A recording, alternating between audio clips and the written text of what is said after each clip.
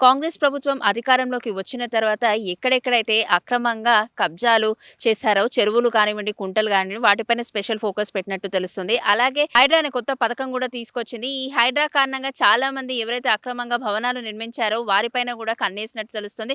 అయితే దీనికి సంబంధించిన కమిషనర్ రంగనాథ్ కూడా చాలా గట్టిగా ఉన్నారు. అమీన్పూర్ చెరువులో ఉన్నాం మనం ప్రస్తుతం. ఇక్కడ కూడా చాలా మంది వచ్చి అక్కడ రంగనాథ్ కూడా ఇక్కడ ఉన్న ప్రజలతో మాట్లాడి ఎవరెవరు చెరువులు కబ్జా చేశారో వారి డీటెయిల్స్ అన్నీ కూడా తీసుకున్నారు.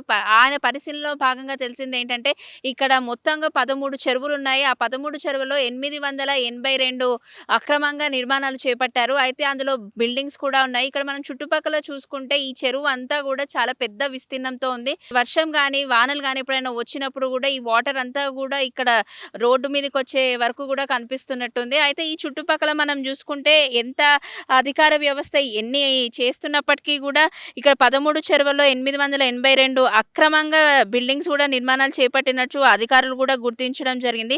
ఇవన్నీ మాత్రమే కాకుండా అంటే ఈ ఇక్కడ వరకు చూసుకుంటే ఇక్కడ చుట్టుపక్కల చిన్న చిన్న ఇల్లులు గూడా ఉన్నాయి. అక్కడ కంకర్ రోడ్డు గూడా కనిపిస్తుంది. ఈ బిల్డింగ్స్ ఇవన్నీ చూస్తుంటే ఈజీగా తెలిసిపోతుంది అది ఆక్రమణకు గురైంది అని జెప్పేసి. ఇవన్నీ మాత్రమే కాకుండా అంటే స్పెషల్‌గా ఎప్పుడైతే ఈ హైడ్రా అన్నది వీటిపైన ఫోకస్ పెట్టడం జరిగిందో ఆ రోజు నుంచి ఈ రోజు వరకు కూడా ఎన్నో బిల్డింగ్‌లు అక్రమంగా కట్టారని తెలిసి కూల్చివేతలు కూడా జరిగాయి. అయితే ప్రస్తుతం మనం అమీర్పూర్ చెరువును చూస్తున్నాము విజువల్స్‌లో. ఇక్కడ మొత్తం 13 చెరువులున్నాయి కాబట్టి కుతుబ్ షాహీల కాలం నుంచి కూడా రైతుల కోసం కట్టిన చెరువులని చెప్పి తెలుస్తుంది. ఈ కుంటలు, చెరువులు అన్నీ కూడా అప్పటినుంచి ఏర్పడ్డాయి.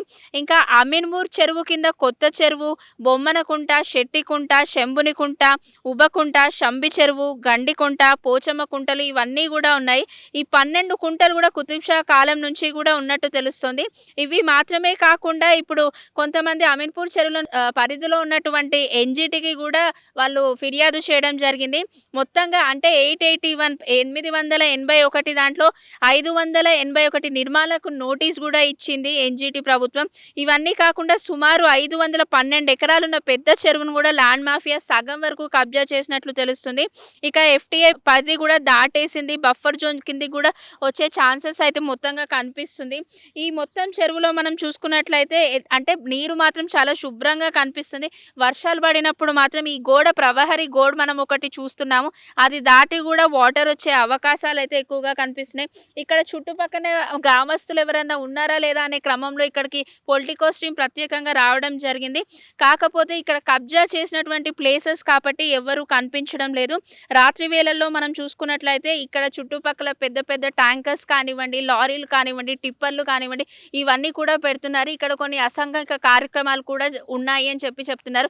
మరి గ్రామస్తుల వైపు వెళ్ళాము. కొంత దూరం వెళ్ళిన తర్వాత అక్కడ ఎవరైనా గ్రామస్తులు ఉన్నారో లేదో కూడా తెలుసుకొని వారి అభిప్రాయాలను కూడా తెలుసుకునే ప్రయత్నం చేద్దాం.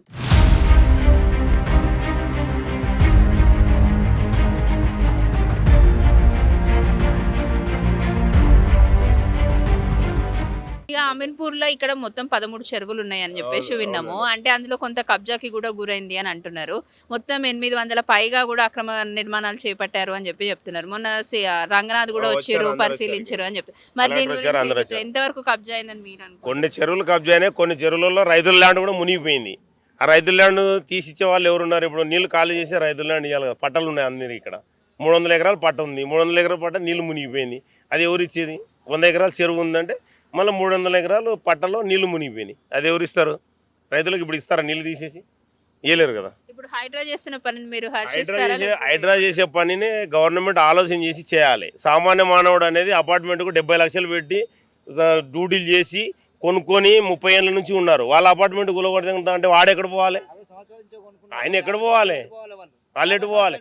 అంటే నేను అనేది ఏంటంటే ఉన్న వాళ్ళవి గుండాయిజం వాళ్ళవి కన్వెన్షన్ సెంటర్లు, తర్వాత సినిమా థియేటర్లు, తర్వాత ఏముంటాయి ఇవన్నీ ఏవైతే ఆదాయాలు వస్తాయి అవి ఊళ్ళకొట్టచ్చు.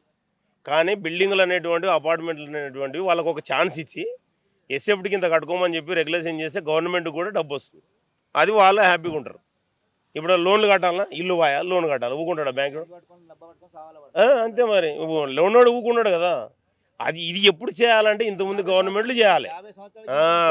ఇప్పుడు 15 ఏళ్ళ నుంచి ఇప్పుడు ఓన్లీ నాగాడుతున్నది 15 ఏళ్ళ నుంచి ఉంది. అది ఆయన ₹1 కోటి తింటున్నాడో 2 కోట్లు తింటున్నాడో ఇప్పుడు అంటున్నారు. కానీ అప్పుడేం చేసినారో అలా గవర్నమెంట్ కూలగొట్టచ్చు కదా. ఇదంతా స్వార్థం అండి, ఏం లేదు. అంత రాజకీయ స్వార్థం అంతే, ఏం లేదు. ఇప్పుడు రేవంత్ రెడ్డి చేసే పని మంచి పనే, కానీ దీంట్లో వాళ్ళు ఇచ్చిన తప్పు, చేసిన తప్పు ఈయన చేయొద్దు. రేవంత్ రెడ్డి సార్ కూడా ఆయన చేసిన తప్పు ఈయన చేయొద్దు. అన్ని ఆలోచన చేసి ఆలోచన చేసి పని చేయాలి. ఇప్పుడు పేదవాడు ఇప్పుడు ఏముండదు, ఆస్తి ఏముండదు, డ్యూటీ ఒకటి ఉంటుంది. 50,000 లక్షనో డ్యూటీ వస్తుంది. 70 లక్షలు పెట్టి ఫ్లాట్ కొని లోన్ కడతా ఉంటాడు. ఆయన అపార్ట్మెంట్ కూలగొడితే పరిస్థితి ఏంది? ఆయన ఆస్తి లేదు, డ్యూటీ చేయాలంటే బ్యాంక్ డబ్బులు పట్టుకుంటాడు. మరి 70 లక్షలు ఎట్లా ఇప్పుడు పరిస్థితి? ఎలా?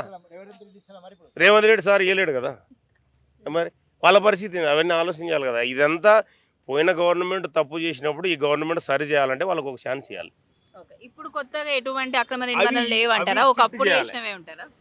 ఇప్పుడు రేవంత్ రెడ్డి వచ్చి 7 నెలలు అయింది. ఆయన వచ్చినప్పటి నుంచి ఎంత స్ట్రిక్ట్ చేసినాడు ఏంది అనేది ఆయన మనస్తత్వం ఆయన తెలుసుకోవాలి. ముఖ్యమంత్రిగా మనం ఏం చేయలేము దానికి, ఆయన అధికారం ఉంది. ఇప్పుడు ఆయన ఎంతవరకు స్ట్రిక్ట్ చేస్తున్నాడు. మళ్ళీ ఇప్పుడు ఇక్కడ పర్మిషన్ ఇవ్వకుంటే ఢిల్లీ పోయి పర్మిషన్ తీసుకున్నారు 30 ఫ్లోర్లకు. ఆ చెరువు వెనుక మొత్తం బుడదనే ఉంది.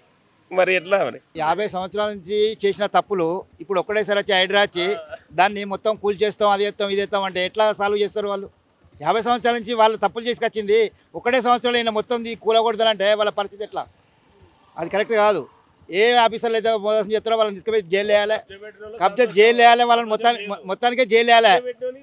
A to Z ఎంతమంది అయితే కబ్జా చేస్తారో, ఎంతమంది అయితే ఆఫీసర్లు అందరినీ లోపలేయాలి, వాళ్ళను మొత్తానికే రాకుండా చేయాలి, జైలు చేయాలి వాళ్ళని. అట్లా శిక్ష వేయాలి. ఐపీఎస్ ఆఫీసర్లే పెద్ద ఇలా కుంభకోణాలు చేసే వాళ్ళు ఐపీఎస్ ఆఫీసర్. చట్టం కూడా వస్తుంది, హైడ్రా కొత్తగా ఒక పోలీస్ స్టేషన్ కూడా నిర్మిస్తుంది. ఎవరైనా బాధితులు ఉంటే అక్కడికి వచ్చి ఫిర్యాదు చేయొచ్చు అని చెప్పారు. ఇది ఎంతవరకు సామాన్యుడికి ఉపయోగపడుతుంది? సామాన్యుడికి కూడా ఉపయోగపడే వ్యవస్థ లేదు. ఇప్పుడు సామాన్యుడు కూల కొడితే వాడు మందు డబ్బా పట్టుకొని మందు అవ్వాల్సింది తప్ప వాడికి వేరే పరిస్థితి లేదు. ఇంకా వేరే అదే గత్యంతరం ఇంకేం లేదు. ఆ రేవంత్ రెడ్డి ఆ కూలగొట్టిన బాధ్యులందరికీ వాళ్ళకి ఇల్లు కట్టియాలి, వాళ్ళని మొత్తం ఆదుకునేది ఆయన రేవంత్ రెడ్డి గారే చేయాలి. దీనికి అంతా కారకుడు అని ఎవరు ఏం చేసేది లేదు. ఇప్పుడు హైడ్రాకు మొత్తం ఈ రేవంత్ రెడ్డి కాబట్టి ఆ చచ్చిపోయిన అందరికీ రేవంత్ రెడ్డి వాళ్ళకు ఉపాధి కల్పించాలి.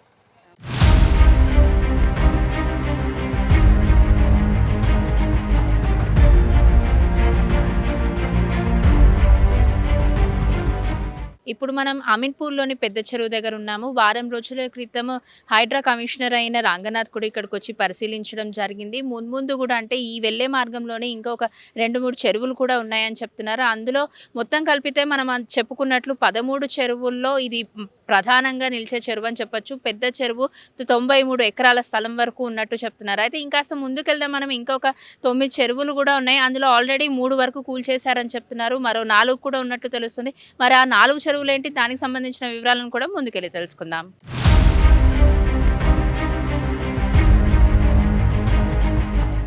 ఇప్పుడు మనం చూస్తున్నది బొమ్మనకుంట చెరువు. సుమారు 100 ఎకరాల వరకు ఉంది.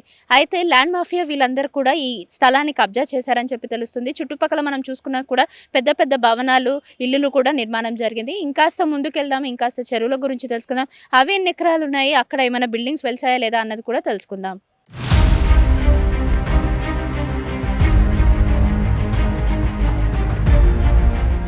సెంటు భూమి కనిపిస్తే చాలు కబ్జా రాయలందరూ కూడా ఆ స్థలాన్ని దోచుకోవాలని చూస్తారు. మనం పెద్ద చెరువు ప్రాంగణంని చూసాము, అలాగే దానికంటే కొంచెం ముందుకు వచ్చాము. పెద్ద చెరువులోనే కొత్త చెరువు అనేది కూడా ఉండింది.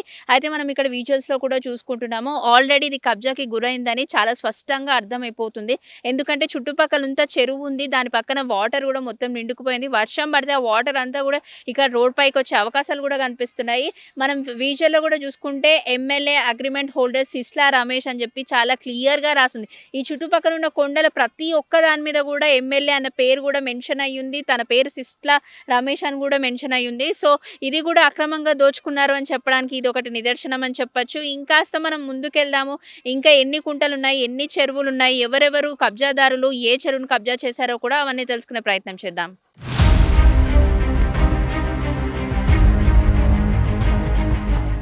ఇప్పుడు మనం చూస్తుంది గండికోట చెరువు. ఇక్కడ కూడా చాలా విస్తీర్ణత కలిగి ఉందనే చెప్పొచ్చు. అయితే వర్షం పడినప్పుడు వాటర్ అంతా రోడ్డుపైకి వస్తుంది కాబట్టి, ఆ వాటర్‌ని గూడా అవతల వైపుకి పంపించడానికి ఇక్కడ నాలాలు కూడా కనిపిస్తున్నాయి. అంటే నాలాలు గూడా మనం చూసుకున్నట్లయితే ఎన్నో రోజుల క్రితమే ఇక్కడ పెట్టినట్టు కనిపిస్తుంది. అండ్ పక్కన అంటే ఎక్కడైతే నాలాలకు అటువైపుగా ఉన్న రోడ్ ఉందో అక్కడ మనం పెద్ద పెద్ద టిప్పర్స్ గానీ, లారీస్ గానీ చూస్తున్నాం. ఇదంతా గూడా ఆక్రమణకు గురైంది అనే తెలుస్తోంది. చూసాం కదండీ అమీన్‌పూర్ చెరువుల పరిస్థితి. కొన్ని చెరువులైతే మొత్తంగా అసలు కూల్చుకుపోయాయనే చెప్పొచ్చు. అంటే అక్రమ నిర్మాణాలు చేపట్టి అక్కడ బడా బడా బాపులందరూ గూడా పెద్ద పెద్ద బిల్డింగ్స్ అన్నీ నిర్మాణించారు.